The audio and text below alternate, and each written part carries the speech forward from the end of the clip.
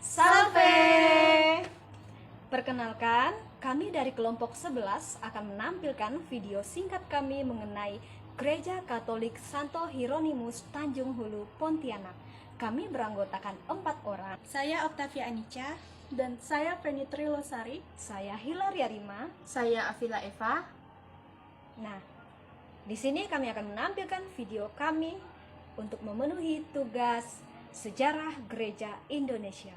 Selamat menyaksikan. Sejarah Gereja Paroki Tanjung Hulu, Pontianak. Gereja Santo Hieronymus pada awalnya merupakan sebuah kapel dengan nama Kapel Kanaan yang secara administratif berada di wilayah Paroki Gembala Baik Pontianak.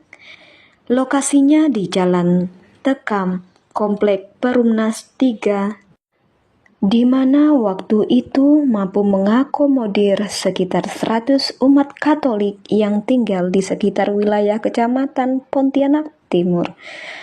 Namun seiring semakin bertambahnya umat Katolik Kecamatan Pontianak Timur, maka tuntutan untuk tersedianya gereja yang lebih representatif semakin mendesak.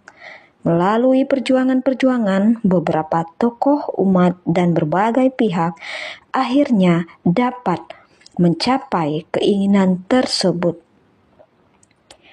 Kapel Kanaan bertransformasi menjadi gereja dengan nama pelindung Santo Hieronymus yang kemudian terbentuk menjadi wilayah paroki sendiri, yaitu Paroki Tanjung Hulu Santo Hieronymus. Selayang pandang sejarah perumusan pembentukan Gereja Santo Hieronymus Tanjung Hulu, Pontianak. Paroki ini pada awalnya merupakan pemekaran dari Paroki Gembala Baik.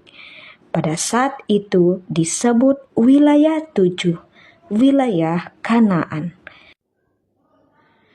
Sebelum berada di seberang, dulunya berada di Gang Jelutung. Sebelum gereja itu dibangun, saat itu ibadah pada hari Minggu diadakan di rumah-rumah umat. Seiring berjalannya waktu, jumlah umat semakin bertambah sehingga pastor, paroki, dan umat pada waktu itu mulai memikirkan untuk membangun tempat ibadah atau gereja. Adapun beberapa umat yang menjadi perintis adalah Bapak Damianus Jampi, Bapak Kadrianus Muinam, Ibu Tina Milen, Bapak Ali Murni, Bapak Jarod, Bapak Sugeng, Ibu Halix, Bapak Ignatius Basno, dan Bapak Naba. Berkat usaha dan doa, akhirnya pada tahun 1985, umat memiliki peluang karena Menteri Perumahan Rakyat yakni Bapak Kosmas Batubara pada waktu itu meresmikan Perumnas 3 Tanjung Hulu dan memberitahukan bahwa pemerintah menyediakan 3 bidang tanah lokasi tempat ibadah bagi yang membutuhkan harus mengajukan permohonan kepada Wali Kota Pontianak yang pada saat itu masih dijabat oleh Bapak Hasan. Akhirnya bergegaslah mereka untuk membentuk panitia pembentukan gereja yang bertugas mengurus administrasi dan mengajukan IMB kepada pemerintah kota dan menghadap uskup untuk meminta izin mendirikan gereja. Akhirnya pada bulan Oktober 1989 dilakukan penancapan tiang pertama yang diikuti oleh pihak gereja dan pemerintah yang diwakili oleh Wali Kota Pontianak. Melihat situasi umat yang semakin banyak, maka pada 1997 sampai dengan 1998, Keuskupan menawarkan pelayanan pastoral kepada Kongregasi Pasionis untuk melayani umat di sana. Pihak Kongregasi Pasionis pun menanggapi tawaran tersebut dengan mengutus Pastor Lukas Ahon CP sejak 18 Oktober 1998. Pasionis akhirnya resmi melayani stasi Kanaan tersebut.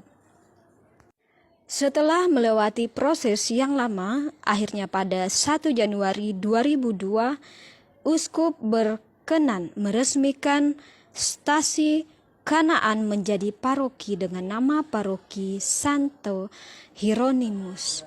Pada tanggal 25 Juni 2002 dilakukan penancapan tiang pertama oleh Pastor Alpin.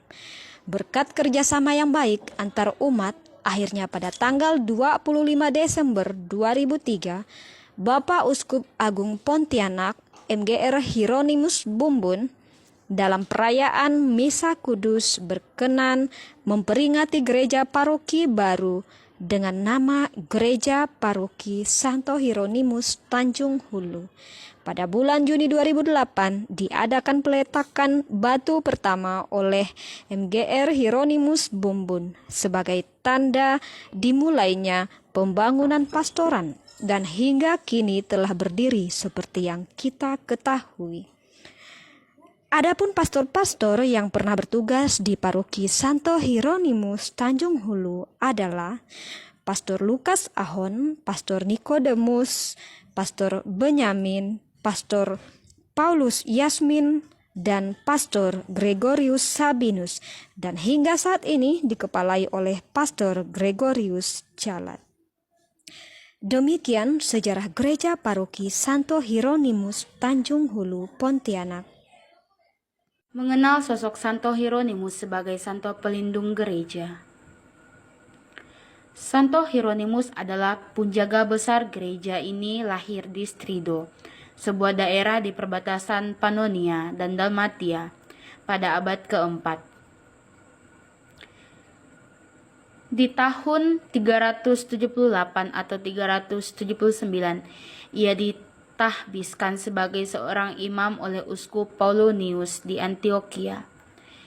Hieronymus sebenarnya tidak terlalu berkeinginan untuk menjadi imam. Yang terpenting baginya adalah bagaimana ia dapat membersihkan jiwanya dengan cara betapa dan bermartiga.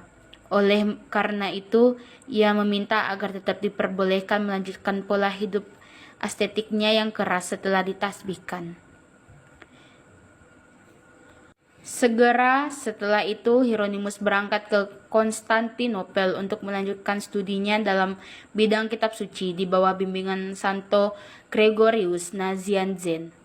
Ia tinggal di Konstantinopel selama beberapa tahun lalu pindah ke Roma.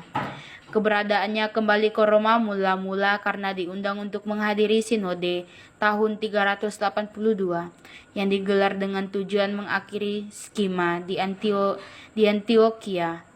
Namun kecerdasannya memukau Paus Damasus I dan para tokoh Kristen di Roma. Sri Paus kemudian memintanya bekerja sebagai anggota Dewan Penasehat Kapuas.